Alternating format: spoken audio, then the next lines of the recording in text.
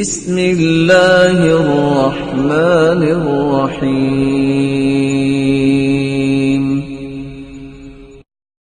علمت نفس ما قدمت وأخرت.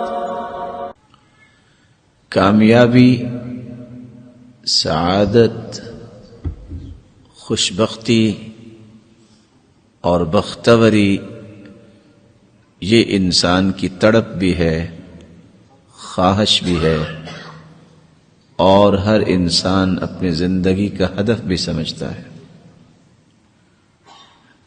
لیکن کون اس ہدف کو پاتا ہے اور کون پوری زندگی مچلتا ہوا گزار دیتا ہے لیکن سعادت پھر بھی نہیں ملتی.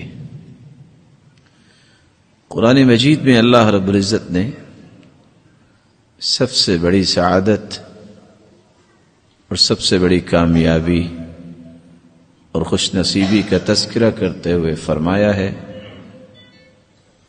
فَمَنْ زُحْزِحَ عَنِ النَّارِ وَأُدْخِلَ الْجَنَّةَ فَقَدْ فَازَ.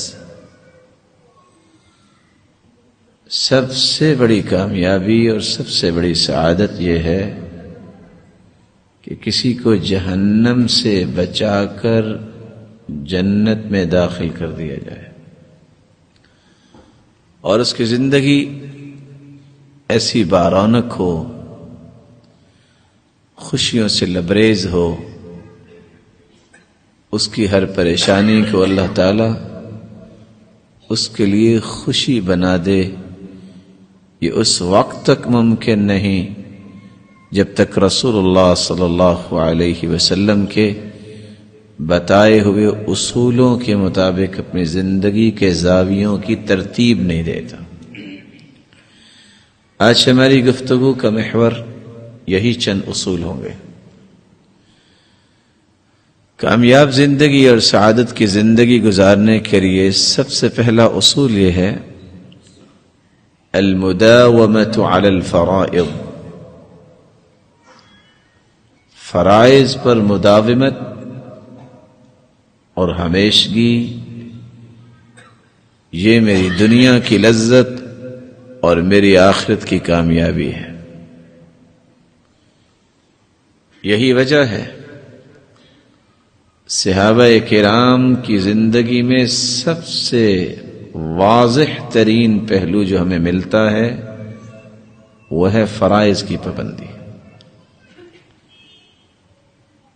عمر رضی اللہ تعالی عنہ جب گورنروں کو اکٹھا کرتے تو سب سے پہلی بات یہ کہتے ان اہم امورکم عندی الصلاة فمن حفظها وحافظ عليها فقد حفظ دينه ومن ضيعها فهو لما سواه أضيع. آپ کی ذمہ داریوں میں سے سب سے مہم کام جو میں تجھ سے مطالبہ کرتا ہوں وہ نماز کا مطالبہ ہے. جس نے نماز کی حفاظت کر لی اور اس پہ مداومت کر لی، عبادت کے پہلوؤں کو خوبصورت بنا لیا، اس نے صرف نماز کی حفاظت نہیں کی بلکہ پورے دین کی حفاظت کر لی. یا